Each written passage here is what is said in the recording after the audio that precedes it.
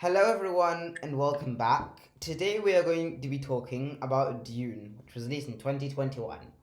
Now, you might be noticing that this is a little bit late considering the movie released last year. Well, you'd be right. Unfortunately, we didn't have a YouTube channel back then, and now we do. So, congratulations, you get to watch a review of Dune a year late. I hope you're happy. Perfect introduction, Harry. Perfect introduction. Those are my best traits. Dune info. Well, as Harry said, we're doing this a year late. It was released in 2021 and had a budget of 165 million USD and it earned 402 million USD at the box office. So around the 200 million profit. Is adapted from the Dune novel written in 1965 by Frank Herbert. A new Dune movie will be coming this year in 2023. Not this year, 2022. I don't know why I said this year. So the main plot of Dune is about Duke Leto of House Atreides taking control, or being entrusted with control of Arrakis, a desert planet, and this control is taken from Emperor Shalom IV, who's from a different house, whose name I can't remember. Is he the guy who's Dave Bautista? I think he's the guy who's Dave Bautista. Yeah. So this Emperor Shalom guy, he launches an attack on Duke Leto and House Atreides, killing Duke Leto and a bunch of his army, and only Paul, Duke Leto's son, and Paul's mother escape. Wait, Harry. Okay. So what happened? Gurney Halleck, the guy Josh Brolin plays, and tons of other people died. Paul and his mother escaped, like you said. Duke Leto gets betrayed by Dr. Yue. Duke Leto gets taken to the Baron, the big bad, who's really fat, and he with a replacement peg tooth, which contains a poison, kills the Baron and all other important generals, also killing himself. Turns out the Baron didn't die. Tons of people have basically died.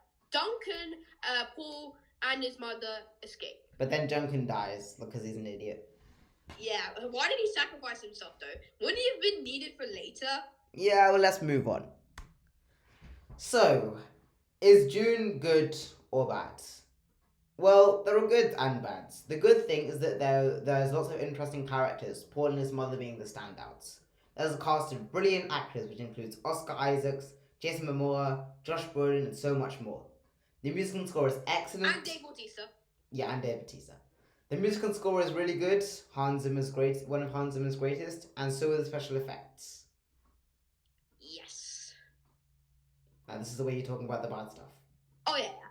Okay, while this movie has been claimed to be very, very good, there are some problems I found with it. Lots of things were complicated about it, and a complicated plot. And also, lots of things were very complicated about it when I watched the movie. But it would have probably been simpler if I read the book, which I didn't even know was a book after I watched the movie. Another problem is, I felt it was quite kind of too long. It was, what was it, 2.5 hours? 2.5 hours. 2.5 hours. Also, the structure is very odd.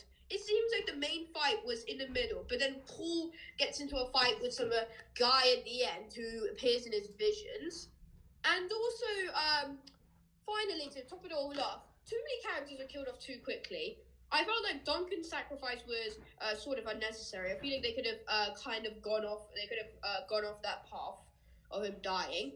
He was killed a bit too quickly, and also that Kremen scientist was killed off a bit quickly as well. Also, just a quick note: we're blaming all of these kind of decisions and stuff on the movie, but again, neither of us have actually read the book, so all of these might just be part of the book that the director and the writers have just incorporated into the movie that we don't know about. So just want to let you know these are directed both at the movie and at the book. Thank you, Harry. Thank you. Wait, where were we again? Oh yeah, so there was a very odd structure. We already spoke. Bad pacing. Yeah. When we realize at the end of the movie that Paul only becomes the leader of the Kremen, and as Zendaya says, why did we forget about her? So as Zendaya says, what was it? This is only the beginning. That kind of makes the whole thing feel a bit slightly not underwhelming, but a bit slow. when you take a look at the entire movie, it's more just Paul and his dad and his mum go to Arrakis, chill there for a bit. His dad gets killed, a bunch of other people get killed. They run away, they meet Zendaya and the other people, they get in a fight, and then the movie is over. Not that much happens in it, despite the movie being 2.5 hours long. There's a lot of bloat, a lot of extra stuff that I feel like could have been cut out to reduce the runtime to maybe 2 hours, and that would definitely make the movie feel a lot tighter and less like boring. Also, too many characters were killed off too quickly. That was where we left off. Yes. So yeah, too many people get killed. First, Josh Brolin dies, and then a couple minutes later, Dr. Yue dies, and literally like 2 seconds after that, Oscar Isaacs dies. Duke Leto, what's his name? Jared Leto.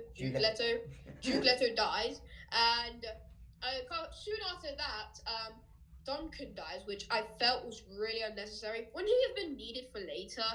And then that scientist finally dies. Wait, were we supposed to feel sympathetic for her? Because I felt no sympathy for her. And also, why was she the last to die? Why was it not? No, she wasn't even the last character to die. It was that guy that Paul killed. What, wasn't Duncan supposed to be the last guy to get killed? That would have made it more sympathetic, don't you think? So that basically sums up our thoughts on the movie. It's not bad. There's definitely some great acting and some great plot points, but overall, it just feels very bloated. It's a good movie, definitely worth a watch. So this is just a quick note from us, me and Sparsh, just after we finished recording everything. One thing that we really forgot to mention was the world building, and that's really good in this movie. So this movie definitely gives off a lot of Star Wars vibes in the sense that it's kind of this outworldish galaxy kind of thing taking place in space with different kind of factions fighting. But it definitely feels really different in terms of its technology, the different kind of currencies and the characters. And I think that was one thing that we definitely neglected to mention throughout the entire review. It's definitely one of the high points of the movie and definitely elevates it to being just a kind of a boring sludge to definitely a movie worth watching. So make sure to like and subscribe, comment down below, share the video wherever. We're on our way to 10 subscribers. Let's get there before the end, before 2030. I think we can do that. Let's hope so. Yay. Okay, until next time. Bye.